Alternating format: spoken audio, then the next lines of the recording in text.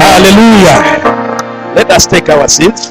Let's start from the book of Hebrews chapter 11, the first passage. So this is like our second sermon on it, the world overcoming faith. So what we have agreed in the first place is that the force of faith can move and change everything. We have also concluded that all of us have received that faith.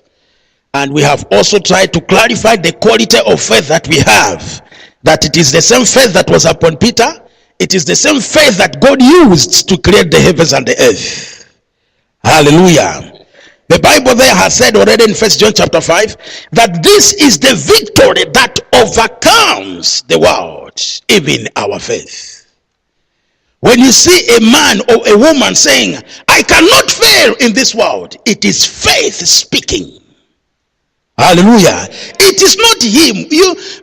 I always tell people, if you want to be misled in this life, is judging somebody based on how he looks outside. A person is not what you see outside. A person is what he believes inside him. Hallelujah. What you see outside will automatically and eventually conform itself to what you believe inside. So you are what you believe, not what you look outside. Don't look at the miracles and define your future. It will not tell you the truth. Hallelujah. We are living in a world where now everybody is size 0. Amen. Now you see yourself, you are not size 0. You say, United Kingdom has no door on my life. No. Hallelujah. Men also nowadays, for men, you find that it is 6-pack. So without a 6-pack, he thinks he cannot become anybody. It is not the outward appearance. Even outward appearance sometimes is good. You understand? It helps sometimes. So you don't just have to go. It helps. But I mean, the defining things of our lives is what we believe.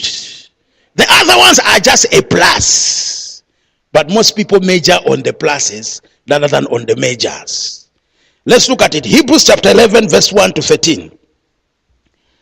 Now faith is the substance of things hoped for, the evidence of things not seen. For by it the elders obtained a good report. Verse 3. If you are there, let's read verse 3. By faith we understand that the worlds were framed by the word of God, so that the things which are seen were not made of the things which are visible. Very important. Faith is the substance of things hoped for. The things that you are hoping for, faith is the substance. That word substance means the materials.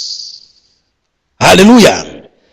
The things that you are hoping for, and it continues there, the evidence of things not yet seen. You haven't seen it with your 5 senses, but you have the evidence that they exist. Hallelujah. So faith operates in the realm above our 5 senses. For a Christian to be able to move in faith, he must know what is happening in the unseen world. Hallelujah. You must know what you have in the unseen world. You must know what God has given you in the unseen world, because that's where faith is. Faith deals with the unseen world. Let's read it again. Faith is the substance of things hoped for, the evidence of things not yet seen. The things are not yet seen, but they are there. You have evidence. I like Amplified Bible. It says they are the title deeds. Do you know, if I want to show Mr. Ose that I have a car, I don't have to come and drive it to his house and say, this is a proof that I have a car. No, I can just take the title deed of a car. We call it a blue book, I think, isn't it? I can just take that one and show him that this is the blue book of a car that I have bought. It is a proof and the evidence of ownership. Hallelujah. Now that evidence of ownership happens in your spirit man. Say, in my spirit man. When a person becomes born again, God has put a recreated spirit in you. And that recreated spirit has come with faith in it. Hallelujah. So when a person is saying, I am great, he sees it. You are not speaking out of emptiness. You must be able to see it. You have evidence, but that evidence cannot be seen with your five senses. You must have it inside you. Hallelujah. You must have it inside you. When we are speaking of multiplication, when we say this church will be 80,000 people, you don't just say it like a parrot. Even a parrot can say that, isn't it? A parrot, when a parrot is saying you are stupid, it doesn't have it inside it that you are stupid. They just teach it from the head, isn't it? And it says, you are stupid, you are stupid, you are stupid. But it doesn't mean it.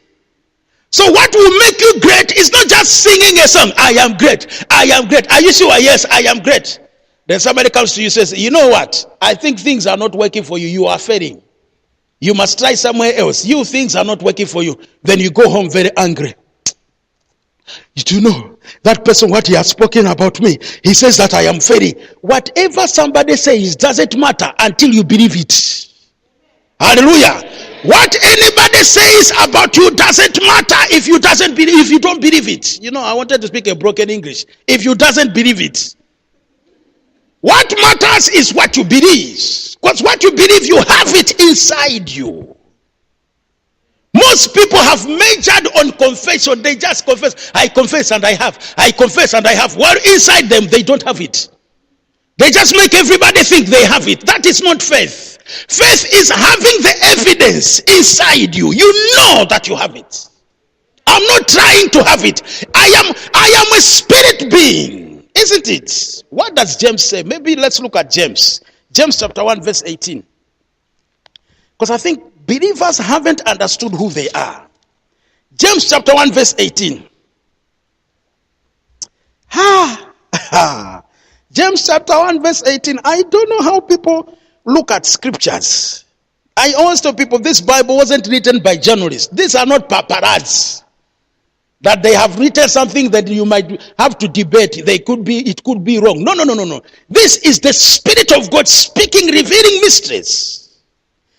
Of his own will, he brought us forth by the word of truth, that we might be a kind of the first fruit of creatures.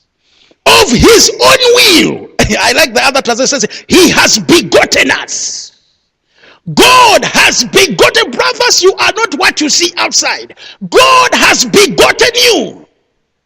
Hallelujah. 2 Corinthians 5:17, what does it say? If any man be in Christ Jesus, he is a what? A new creation. We are totally different beings. And the being that we have become, it operates by faith. What will make a difference between a believer and an unbeliever is when you are operating by faith. Say faith. Faith is what will differentiate you from an unbeliever. It is not going to church. Everybody can come to church. Say amen, somebody. It is not going to church. No. It is what if you are walking by faith. That is the evidence that you are a believer. Hallelujah. A believer has got another spiritual dimension to his life. Are you following what I'm saying? A believer, his life is not finishing on what you see here. I will give you a good example. A good example is that, let's say you have received a letter. Let's say Home Office. You have received a letter, and that letter says that you have refused your papers, and now you cannot apply for anything else. Pack and go.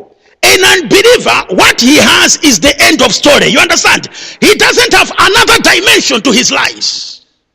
A believer is different. A believer, he can have in the physical world, he can have this dimension. That what you have is the end of story. You must be packing and going. But a believer has another dimension to this life. And in another dimension to this life, he is a world overcomer. So a believer must know how to move from the five from the five senses and move to the dimension of the spirit world, and refuse to walk by what you are seeing in the five senses and walk by what you are not seeing. Now that is faith. Hallelujah. Believers, brothers, are super beings. That's the only way that I can tell you. We don't just go by our five senses. There is another dimension to our lives. That's where faith works. It is the evidence of things not seen. What everybody is not seeing, a believer, he must be able to see it. Hallelujah. When you are going wherever you are going with your shoe with holes, and everybody is thinking he is suffering, his shoes has got holes. That's what they are seeing. You must be able to see something else that an unbeliever is not seeing in your lives. Now that is faith. Hallelujah. Hallelujah. 2 Peter chapter 2. 2 Peter chapter 2.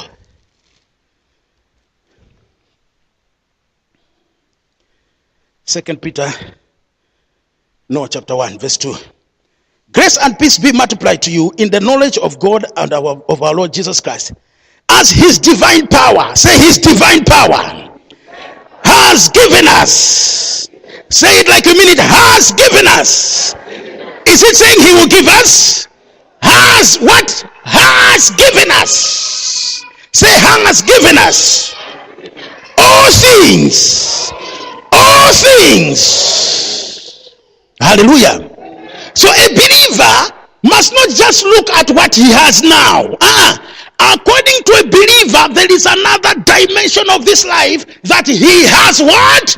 All things. The responsibility of a believer is to move what is in the unseen dimension and start manifesting where? Here. It doesn't help just having them there. Because in the spirit world, I have all things.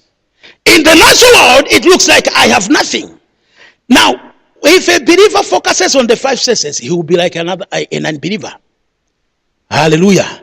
But a believer must focus on there. I have all things.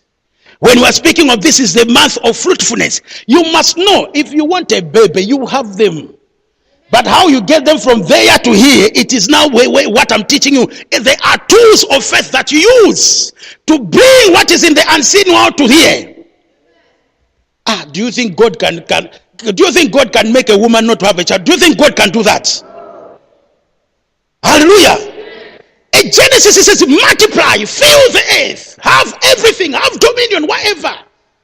The children of Israel, when they were in captivity, they multiplied. That's our covenant right of fruitfulness. But while it is looking like you don't have them, you must start saying what? I have them. I am Sarah. I am a mother of many. Don't sit in your bedroom with your husband, but really, so do you think we can adopt? Useless. Adopt for what? You have them. Say amen, somebody. You have them. You have them. He has given us all things pertaining to this life. Pertaining to this life, brothers. But you, as a believer, you must know it. Otherwise, you are not walking in faith. Because to walk in faith is to believe what is not seen, as though it is there. And start confessing it. I'm going ahead of myself now. Hallelujah. So that's who we are. We are spirit beings. And what would differentiate us from the people of this world is when we start operating as spirit beings. Say amen, somebody. Say amen, somebody. Let's look at Romans chapter 1 verse 17. The expectation of God to a believer. A genuine life of a believer is a life of faith. Let us say it. The genuine life of a believer is a life of faith. Let us say it again. The genuine life of a believer is the life of faith. Let us say it again. The genuine life of a believer is the life of faith. Romans chapter 1 verse 17. What does it say? For in it the righteousness of God is revealed from faith to faith, as it is written, the just shall live by how? Say it like you mean it. The just shall live by faith. Once a person becomes a believer, his lifestyle is the lifestyle of what? Faith. It's the lifestyle that is based on the things that are not seen. A believer must not walk by what he sees. No. Once you become a believer, you must start living by what you don't see. Are you following what I'm saying, brothers? Faith, brothers, you can understand faith and stand on a secure position. When things are delaying, you are not moved. Why? You have seen it. People think God will save them because they come to church. No. God will save you because of your understanding. My people perish for what? Lack of knowledge. You must know what is happening.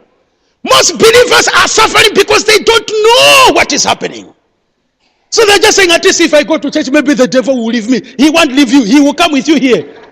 He will say, until you understand, I am still here. I have a right. Your ignorance is my right. Is that not true? You shall know the truth, and what? The truth shall set you free. Until the truth comes in you, you are not allowed to be free. Hallelujah. It's not just coming to church. There is something bigger than coming to church. The reason we come is to gain instructions for our freedom. Every area of limitation is a sign of bondage and ignorance. Of course, some things take time. I understand that. But most of these things, most of the, I have a headache. I have a headache. You have what? I have a headache. Are you sure? Yes, I have a headache. Have you checked? Are you sure you have a headache? Yes. Who told you? I went to the GP. Oh, okay. So whose report do you believe? What has your God says? Oh yes, God says that by his stripes I am healed. So this is just not confession. This is games. Hallelujah. I always tell people, if you can believe God like you believe your lawyers, most of you by now you would have taken over the world. Some of you, even a lawyer, if you give him your immigration papers, if this man you haven't known him for the last 30 years, you don't know him. You meet him today, he looks at your papers and he doesn't even look at them properly. He has no time. He just says a little bit. He says, this case is difficult. This case is impossible. No, this case I cannot do it. All of a sudden that you have a God gone out of the window. Now, the words of a lawyer are more believable than what God has said that I can deliver you. If we can believe God like our GP, do you know some of you can have pain and you'll be worried over it. Oh, what is this pain? Oh, what is this pain? And the enemy will be telling you, this could be cancer. This could be what tumor. This could be, and you will be worried over the pain. Then you go to the GP. Then the GP tests you. And GPs are busy as well. They just test you like this. Any pain? No. Any pain? No. No pain? No. There is nothing there. You find that you believe him. Are you following what I'm saying? We believe GPs more than our gods. Hallelujah. Some of you, a GP just looks at you and says, this is what is happening to me, and this year is my year, is our year of fruitfulness, and I really wanted to have a child. And the GP looks at you and says, bring some things I want to test. Then he sees them, and then he comes next time and they says, I'm sorry, it's bad news. And the GP look very concerned. I'm really sorry, it's bad news. What's the news? It's not possible to have a child. That God has said that you are fruitful out of the window. That God has said all things are possible out of the window. What they have now, I am stranded. So what I'm saying is that if you can now change the way you believe your GP and start believing the word that way, you are going to overcome everything in your lives. Hallelujah. Don't tell me you can't believe, because you are able to believe your GPs. It means you have the capacity to believe information. Hallelujah. But as a believer, you start believing the unseen world. Brothers, if you can be with me there, we are going far together. Hallelujah. Walking by the unseen world. No bus pass today, but in the unseen world, you know that you are a millionaire. Hallelujah. Having landlords knocking, landlords, they know how to knock when they want their money. They knock like you are a thief. And you look at the landlord, you say, can you come tomorrow? No, not tomorrow. It's today. But please, can you come tomorrow? And you have fasted to find favor in the eyes of the landlord. Can you find? Do you know? Once the landlord goes, you don't start worrying. These landlords, United Kingdom. I could have my own house. It doesn't matter. You are here now. Let's not speak of Africa. You are here. Hallelujah. If we are here, we must have houses where? Here. Don't just look at me like this. In Africa, I am somebody. No, that is Africa. We are here. You must be somebody where? Here. So you must have faith for where? Here. Most of you have faith for Africa, not here. Do you think your God is able to prosper you in Africa and fail here? So when the landlord goes, you must start speaking to your wife. My wife, we can't be tenants forever. Our God shall supply all our needs. Our desire is to own properties. We are not what we see today. We have houses in this city. Me, there is a building in the Leeds City Center. Whenever I pass by, I grab it because I like it. I grab that building. I'm like just on the windows looking on things while I'm grabbing it. I said, this building is mine. It might take long, but it belongs to me. Amen. So all the time when I'm in Leeds, I pass by that building. Thomas Cook, I haven't touched it. I'm still just envying it from afar. Thomas Cook in the city center, a big building there. I just envy it from afar. But when I find my way to that place, I will also touch it because it's in a good place. Can you imagine there? You write there, headquarters of Powerhouse. Some people will join Powerhouse not because they want prayers, just to say, if they have this thing, I think they have their God. You understand? Some people will not join us because of anointing. Success attracts so many things as well. Hallelujah. So, but where we are today, we must be seeing where it's not seen. You must be able to see it. It is not mental asset. It is not just mental mind of a matter. No. You must have the substance of it. You must have the image of it. That's what the word of God says. The word of God builds the image of what you are desiring. That's what the word does. Imagination, I always tell you people, imagination is the womb in the spirit realm that you give birth to things. Whatever you imagine, you become. The word of God is the materials that we use to imagine. That's the substance. In Hebrew, it's the word yetzer. Imagination is a substance. Psalms 139. God says that even before you were born, I saw you. I saw your substance. Have you looked at that scripture? Even before your mother and your father started dating, God saw your substance. So where was it? It was in the image status of God. It is a thing. When you have an image of something, it has become a substance in the spiritual world. I'll give you a good example. If let's say you want to build a church, then you have a picture of the church that you want. Then you start imagining it. You start imagining how it will look. You start imagining how you will be in the front preaching. You start the praise team there. The more you imagine, what is happening is that that thought limb crosses the line. Are you following me? It crosses the line to where it becomes a substance, the imagination. Because the only way, the connection between our mind to the spiritual world is imagination. The closest to the spiritual world is your image, the imagination. That's why in Genesis chapter 6, the Bible says there, God says that whatever they imagine in their hearts, nobody can stop it. Why? Once a person has painted a picture in his heart, it will have to come to pass. Hallelujah. So when you're imagining things, it crosses the line to become a substance. Now once it becomes a substance, the language in the spirit realm has totally changed. When angels are passing by you, they don't see you the way you look. They see you based on the substance, your image of yourself. Are you following what I'm saying? So angels, when they are passing by me, they don't see me the way you see me. They see me based on what I have painted as who I am. So if I have decided that I will take Europe to God, and that is really a substance. It's not just a parrot saying it that I'll take Europe. If it is a substance, when angels are passing by me, they say, this man owns Europe. That's the language of the spirit realm. In the spirit realm, it is considered as done. Because once you have imagined it, nobody can take it away from you. That's why you find that warfare is in your imagination. You understand what it says in Corinthians? Our warfare is not with carnal, but casting down imaginations. Imaginations, that's where your warfare is.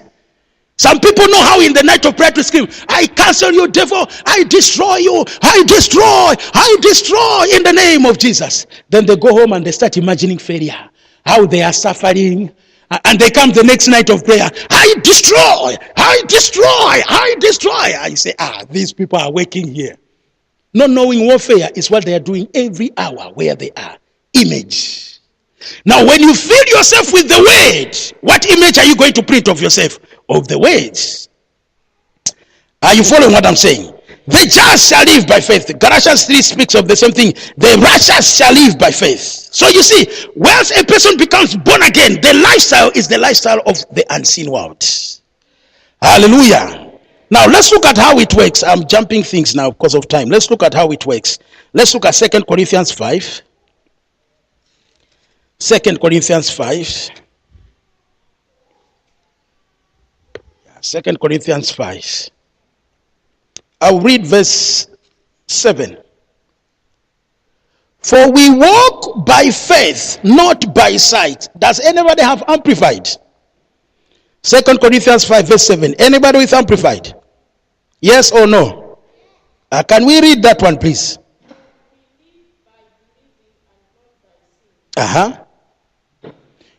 That's the one. We live by believing and not by what? Seeing.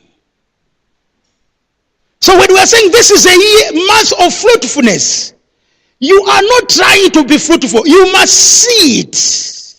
Hallelujah. Even on Friday, when I'm laying hands on you, I am not bringing it to you. You must be able to see it. That's where impartation takes place. Impartation takes place when easier way of impartation. It takes place when you meet somebody who sees it. Then you establish it in his life. Hallelujah. But from today to Friday, somebody can build something. It depends on how much you want to work on it. You understand what I'm saying? One day, a person can flood himself with imagination and build something in the spirit world. But if all you do is watch, you want to build something in your life, and you're finishing 10 hours watching every game, and I really have to build something. This year is fruitfulness. I really have to build something. This goalkeeper, they must change goalkeeper. I'm telling you, this goalkeeper is not good. This coach, we must change this coach. Are you going to build something? Then Friday night you come, you say, it's a miracle night. You lay hands on nothing, you produce nothing. You understand?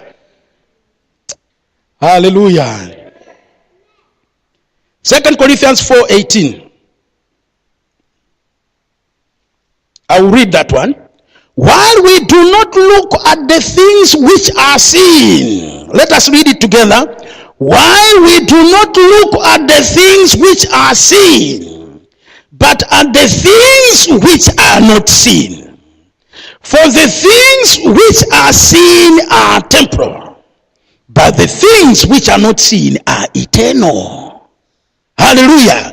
So don't look. The word look there is the word gaze, which is like when a person takes a binoculars, you focus on something. The Bible says, do not focus on what you are seeing. Don't focus on the five senses. Focus are not seeing. Hallelujah. And it continues there. What you are seeing is what? Temporary. Which means it's subject to change. Who you are today is not permanent. It's subject to change. But it is the force of faith that is able to change what you are seeing to what you were believing. Say amen, somebody. Amen. So there is hope for every believer. Because what you are seeing is not permanent. Hallelujah. I spoke to one lady. She's 40 something. 56. 56. So they came to our house and they were just talking, She's from Gambia. Then she was speaking to one single lady who was there. Then she said, you're still young like that. You can do what you want, because like we are here. There were some of us, we have given up already on these things. They were speaking of marriage and everything. Then, I said, I thought you are the one who said that you are believing God, that it is not too late for you.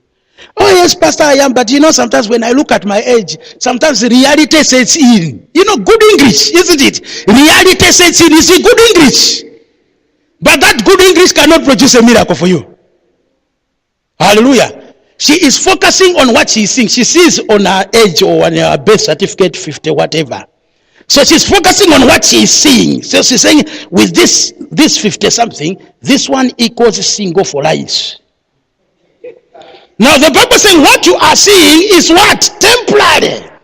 You can start believing what you desire to come to pass. Desire is a powerful force. If a man has no desire, he has started dying. You understand? There's no point of finishing oxygen in this world. No desire. Just walking in this life. Hello. And you meet people, ambitious people. I desire to do this. This world, we have tried to desire things. It ends in frustration. It's better not to desire so that you are not disappointed. It sounds rational to unbelievers, but not a believer. A believer, when he sees things are contrary, everything he sees is contrary to what he wants. One thing he knows is that I mustn't focus on what I am seeing. There is another dimension that I must focus on. You remember Peter? Peter, brothers, he walked on the same water, isn't it? The same water, nothing changed. It was the same water. It was the same Jesus in front of him, and he was able to walk on it. The Bible says when he feared, where does fear take place? It is in your mind. Brothers, how can something that happens in your mind cause the water to respond? Why? Faith overcomes this world. The faith that was in Peter was able to hold the water. Once he lost that faith and had fear, the water knew that he can't overcome us anymore. Let's bring him down. Hallelujah. What took place in the mind of Peter caused the water to respond. He started fearing rather than believing, then the water knew it. Can you imagine? So wherever we are going, creation is responding to what we are believing. So you can dance in church. Some of you say, this person is liberated the way they are dancing. But what they are seeing is fear. So all those styles, the creation is saying, but there is nothing there. We can't respond. He has to change his mind. Hallelujah. So we fix our eyes not on what is seen. This is faith, but on what is unseen. For what is seen is temporary, but what is unseen is eternal. Let's look at 2 Kings. We'll finish there. 2 Kings chapter 2 verse 6. This is a story of Elisha with his servant. 2 Kings chapter 6 verse 17. I will read it. Don't worry. I will just read it. You remember this is a story when the Syrians came to fight against the Israelites. And what used to happen is that when the king has a battle plan, Elisha would see it in the spirit and he would reveal it to the king, say, the king of Syria is coming this way, so prepare.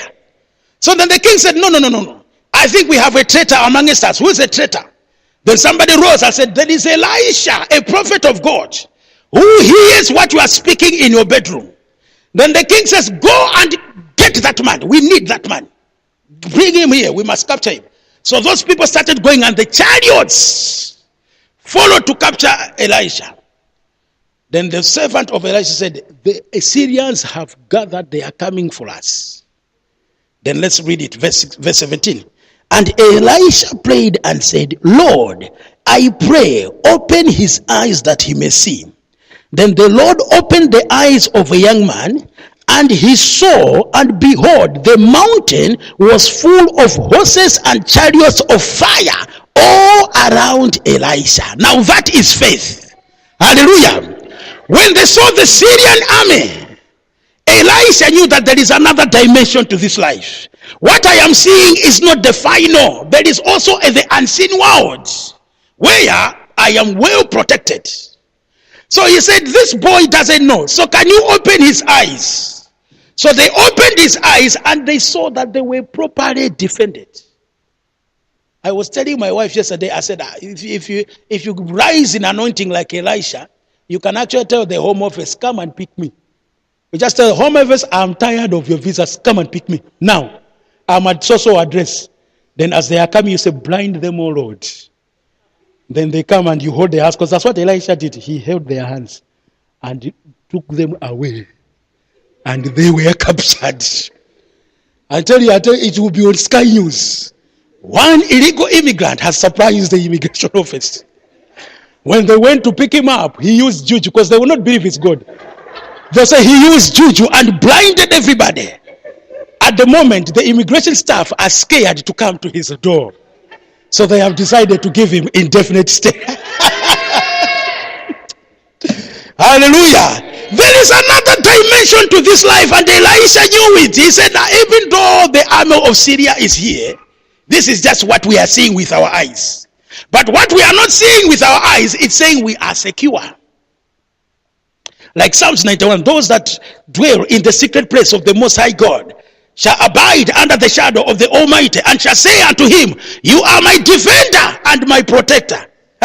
My defender and my protector. You are my refuge in whom I put my trust. And then you are scared of your life. You are walking at night. You are like this. A believer, he will send his angels charge over your life. I remember one time I was in a coach, and the coach almost had an accident. I don't know what was happening. Almost had an accident. And everybody in that coach was like, you know how people get excited with accidents. Me, I said, did I come alone? Did I come alone here? I think it was around Luton there. I said, I didn't come alone here. And I was busy reading my things. And the commotion finished. And it didn't even bother me. I was just reading, and it continued like it was normal. I think the ones here, maybe they just thought I have lost it. Where they say, this is dementia going to London. Maybe. Hallelujah. Angels in charge over our lives. I don't see them, but I have believed they are there. That is faith. You must believe what the Bible has said as true. Hallelujah. If the Bible says, I will multiply you, I will multiply you. You don't go and say, do you know, like there was one time, my wife was told in the hospital, they said, do you know hospital people are crazy. They said, you can't have another child. Then I told my wife, I said, I want to pray for it. It is too late. I said, what? Hold hands, let us pray. Let us have a child. Nonsense. I said, I can't pray for those. Hallelujah. Until they saw my wife going there expecting. Why should I bother? The Bible has said I will multiply. Revelation is more powerful than prayer warriors. Breaking your back, I destroy. Sometimes just know what the word says and stand on that word. The word is God himself. Once a person stands on the word, he has come to God with your case. But the problem, people don't believe, and they try to use prayer as a faith. Prayer is not faith. You pray when you believe. Hallelujah. Prayer is not an antidote for lack of faith. No. You must have faith, and that faith must cause you to what? To pray. So most people, I have prayed, but nothing is happening. No, it can't be. Romans chapter 3 speaks of the law of faith. Faith is a law. It happens all the time. If a person works it, it produces. That's what a law does, isn't it? Gravity is a law. How many of you know gravity? All of us, we know gravity, isn't it? Gravity is a law. Have you ever waken up in the morning? Let's say you're about to wake up and you're like, hey, I'm not sure whether gravity is working today. I might fly.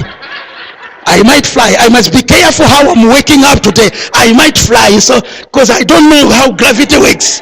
Have you ever done that? Gravity is a law. It works every time. Faith, it says it's a law. It works.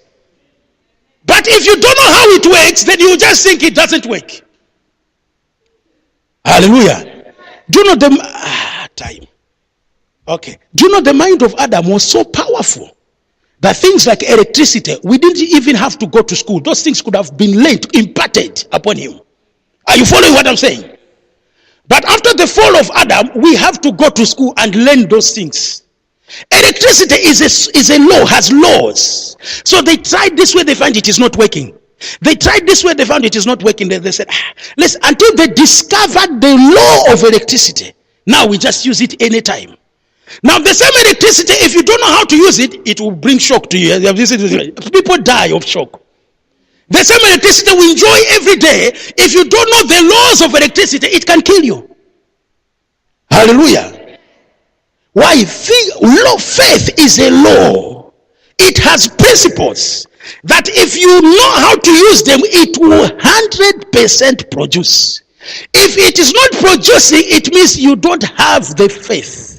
Or if you're a believer, you haven't known how to use it. Those are the two things.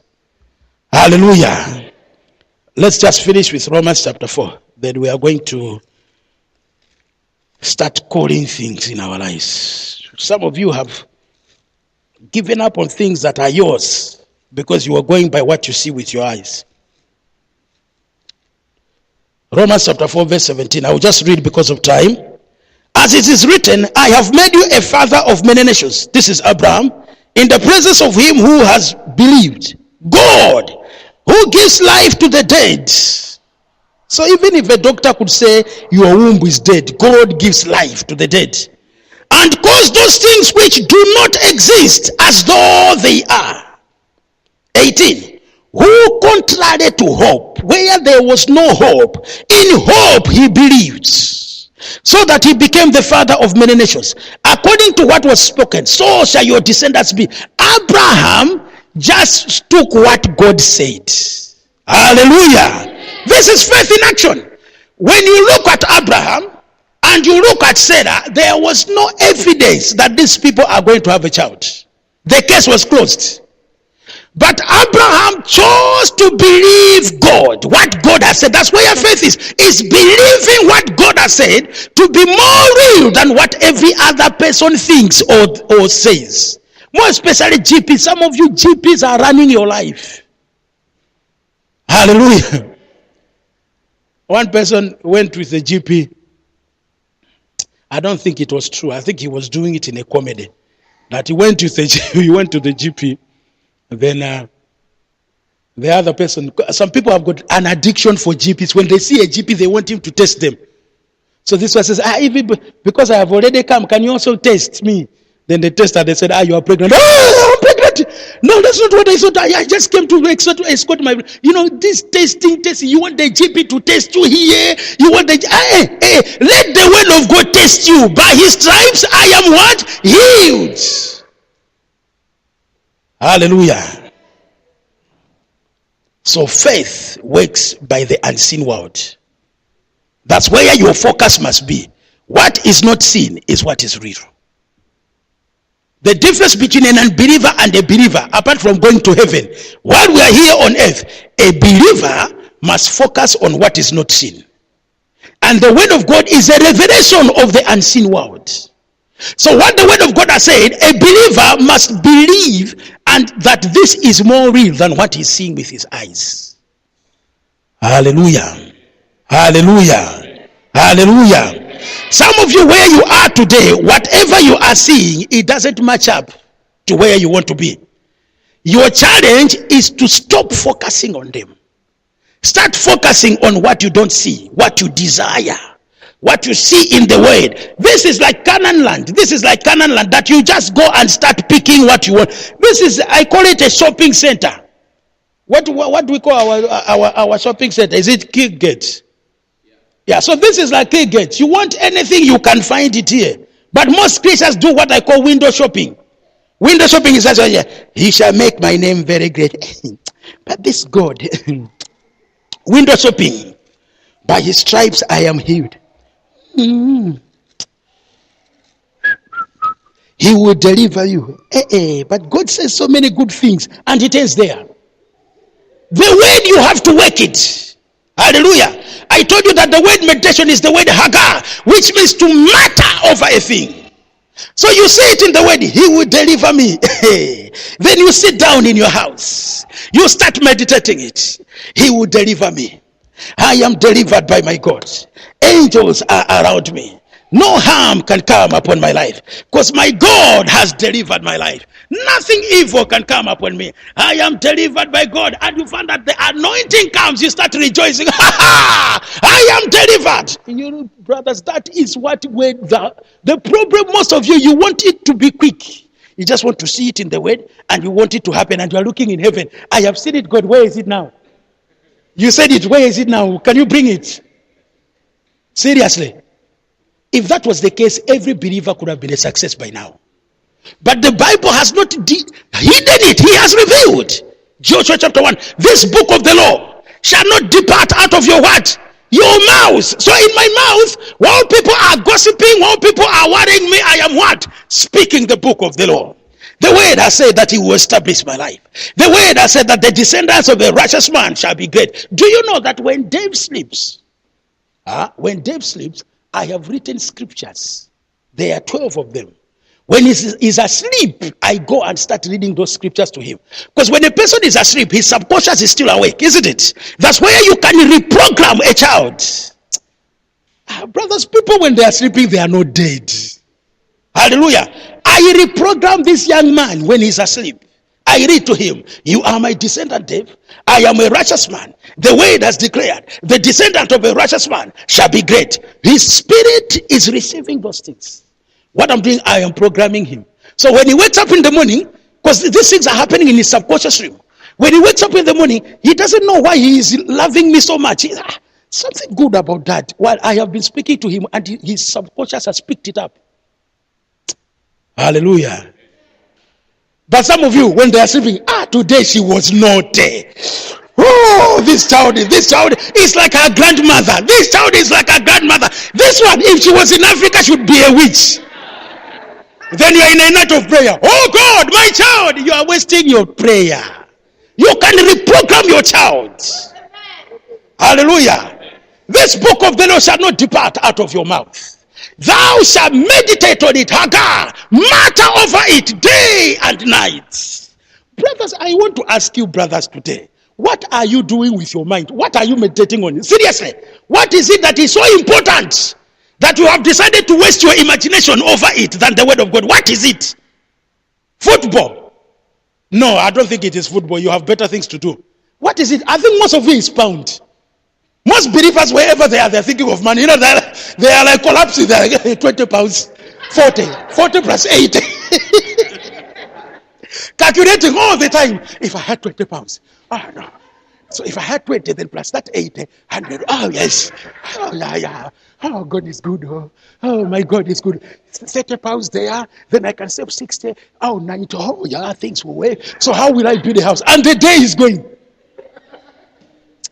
What the Bible says, you must meditate on what? The book of the law. Instead of wasting your time with that one, sit down in your house. And the Lord shall supply all my needs.